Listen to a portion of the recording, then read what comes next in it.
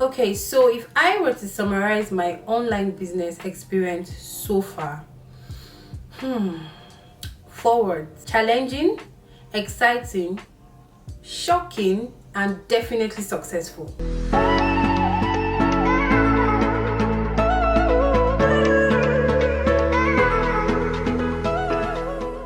Hey guys, welcome back to my YouTube channel. If this is your first time here, my name is Ihoma Eze and I create lifestyle, business, social media and beauty related content. So at the age of 22, I started my online business, and honestly guys, since then I have been financially free. So in this video, I am going to be explaining how you can start your own online business in 2020, how you can start your own online store in 2020, using myself as an example. I am also going to be telling you mistakes that I made so that you won't make those mistakes, and I'm also going to be spilling some things that entrepreneurs or business people won't actually tell you when it comes to starting an online business or an online store. So without further ado, let's just get into the video. Okay, so you have decided to start an online store, an online business. Now the most important thing to consider, or the first question you need to ask yourself, or the first thing that I actually considered, is creating a niche.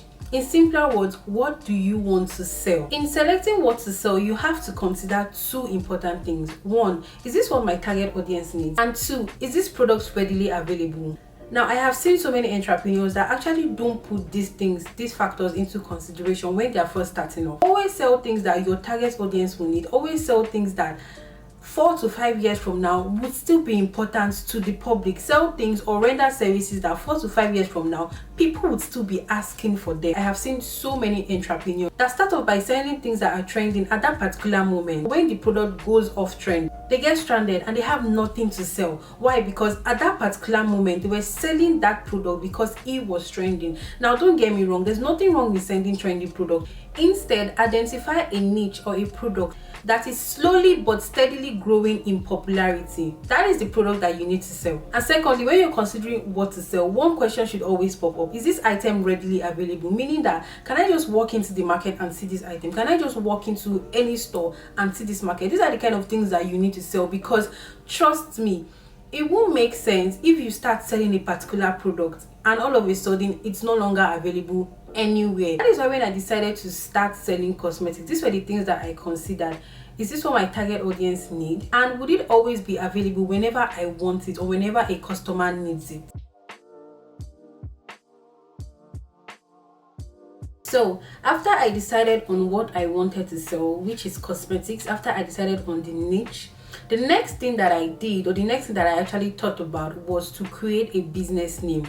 Now you may think that creating a business name is nothing, but trust me, it is very, very important. You have to choose a name with an available domain or an available domain name, because trust me, in the nearest future to come, when you decide to eventually start up your own website, it will shock you, or it will be so sad to hear that your business name has been taken by another company. Also, the name of the business should be able to say a lot about your business without you even having to say anything about that particular business. When choosing a name, choose a name that is easy to pronounce. Don't choose a name that is too long. Don't choose a business name that is a combination of words and numbers. Don't choose a name that references a particular product or a particular line. You might be tempted to do this, but what happens when you want to expand in the future?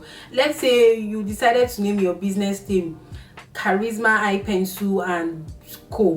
What happens when you don't want to be selling eye pencil again? You want to start selling other things. You want to start selling other beauty products. So when you're picking a name, don't pick a name that references a particular line or a particular product. Okay, fine. You decided that you want to be selling shoes and you've gotten the perfect name for your shoe business. What is the next thing to do? And that is product sourcing / finding a supplier. Find a supplier. Find a good supplier. Now this is where drop shipping comes into play. And guys, honestly speaking, when I first started, I was drop shipping, and with drop shipping alone I was able to make over $1 million in just 8 months. Dropshipping has grown super popular over the years, and trust me, it is what every business person is doing right now. You should also know that dropshipping has its own issues, and I'll be talking about them in this video, because trust me, these are things that entrepreneurs won't tell you. These are things that business people won't tell you at first. So now when you're first starting out, you can either dropship or you can either hold your own product. So explaining dropshipping in the simplest way ever, dropshipping is when you get a customer places an order, then you take that customer's order to your supplier and you place the order with your supplier, and your supplier sends the order directly to your customer. Now you are not the one sending that order to your customer. The product is not in your house. The product is in the supplier's store, or the product is with the supplier. So now if a customer places the order, you as the middleman will direct that order straight to the supplier, and the supplier will pack that particular order and send it straight to your customer's house. The customer will not even know that this is going on behind the scenes. The customer will actually think that you are the one with the product. And mistake number 3 that I see young people do is they don't take their time to find a decent supplier. They don't take their time to find a good supplier. They end up rushing and just getting anyone to handle their goods, to handle their market, and at the end of the day, it fails. Before I got the main person, I suffered. I actually had series of bad suppliers that did me strong thing in this business, like crazy strong thing. As a beginner, I didn't know the difference between certain things in the cosmetic world. I didn't know the difference.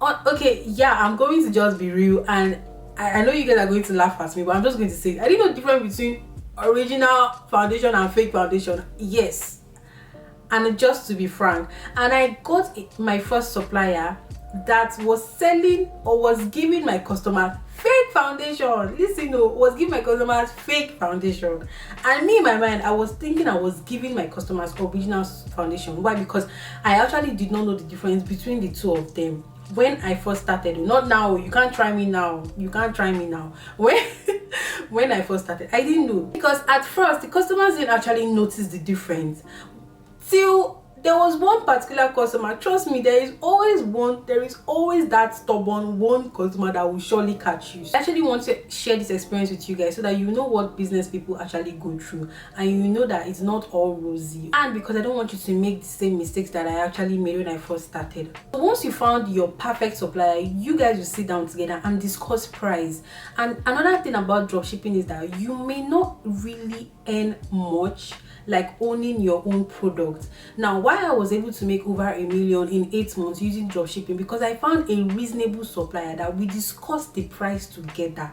So that is why you need to study what is being sold online and study what is being sold in the market. So when you see that people are selling things for 75k online and your supplier wants to sell it for 74k in the market, good price is when a particular product or an item sold online is 75,000 naira and you're going to your supplier and he's selling it to you for like 23k or for like 33k. Imagine your gain. Now that is a good price. Bad price is when a product or an item is sold online for 75k and your supplier is selling to you for 74k. Now that is a bad price and that is a bad supplier. Trust me guys, they know what is sold online and they know what is sold in the market. So you don't need capital to start.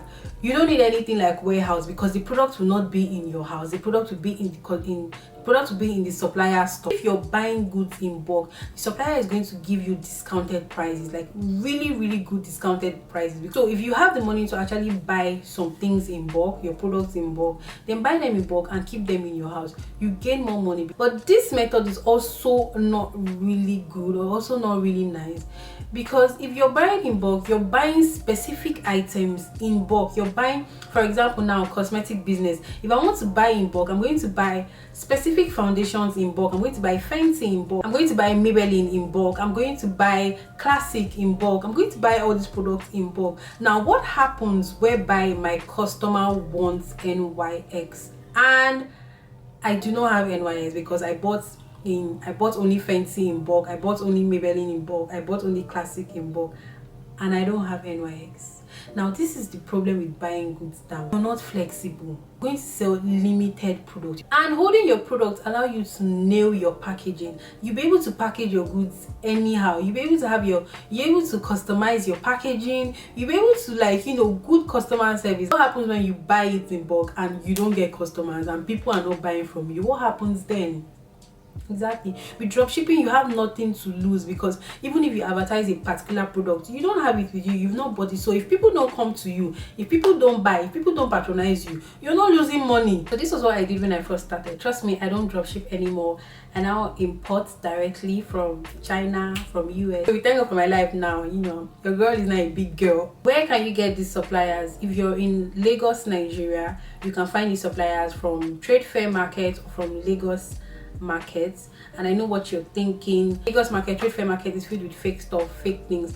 That was why I said initially that you need to go into the market by yourself and source for a good supplier. The next thing that you should do is e-commerce marketing. The key to e-commerce marketing is to find the right channel for your goods. What do I mean? You want to create a website for your business, or do you want to use Instagram, or do you want to use Facebook, or do you want to use Snapchat, or do you want to use WhatsApp, or do you want to use any other thing that you feel like you will get customers from? That is the meaning of e-commerce marketing. What platform do you want to use to market your goods? As for me, I use Instagram. Like I said, this video is not just only about giving tips, it's also giving advice, and I would advise that you start with Instagram. Open a business page on Instagram, open a business page on Facebook, and start to grow that account. Every single person out there would rather shop with an account that has a good number of following and has high engagement, meaning people are commenting, people are liking, people are giving reviews, people are giving good feedback, people are saying things like, yeah, you should definitely shop with Oma Beauty Store.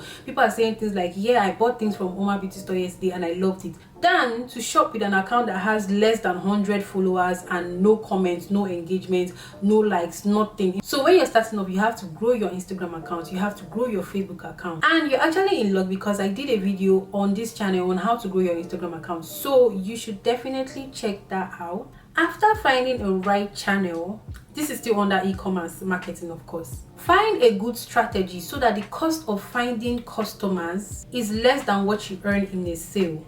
The last thing to put into place is your customer service. Now, I have had customers that have been shopping with us from day one. I've had customers that if we are not online, they won't want to shop anywhere else. They'll wait for us to come online before they can actually place their orders. And why is that? Because of our customer service. It takes just one customer to ruin your business. It takes just one customer to ruin your career. At least the number of customers you have been able to satisfy should be greater than the number of customers that you didn't satisfy, because believe it or not, you can't always please every customer out there. So guys, if you have gotten to this particular place, it means that you are finally ready and you are prepared to start an online store or an online business. There is nothing like the perfect moment. If you are looking for a sign to start in 2020, this is your sign. So I hope this points have actually been useful, because honestly, most of when I talk, I just feel like I'm blabbing. So the only way I can know if you guys enjoyed this video or if you guys got one or two things from this video is by leaving a comment in the comment section. Let me know what you guys think. Thank you so much for watching till this point. I mean, videos like this are usually boring, and don't forget to subscribe to my channel, guys. I will see you guys in my next video. Bye.